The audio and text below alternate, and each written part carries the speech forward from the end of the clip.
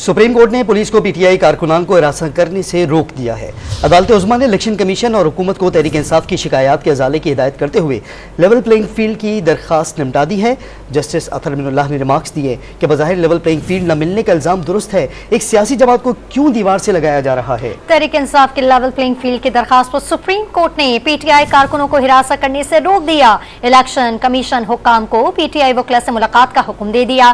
PTI की दरखास्त पर कायम मकाम चीफ जस्टिस की सरबराही में 3 रुकनी बेंच ने समाअत की। कायम मकाम चीफ जस्टिस सरदार तारिक मसूद ने वकील नियाजुल्लाह नियाजी से सवाल किया कि अगर आपका उम्मीदवार इश्तिहारी हो तो कैसे कागजात नामजदगी जमा करा सकता है। आपके अपने बंदे कह रहे हैं कि इंट्रा पार्टी इलेक्शन ठीक नहीं हुए। जस्टिस अतर मिनुल्लाह ने रिमार्क्स दिए कि बज़ाहिर लेवल प्लेइंग फील्ड न मिलने का इल्जाम दुरुस्त है। उस्मान डार के घर जो हुआ वो अखबारात में शाये हुआ है। एक सियासी जमात को क्यों दीवार से लगाया जा रहा है। सबके साथ यकसा सलूक ही लेवल प्लेइंग फील्ड है।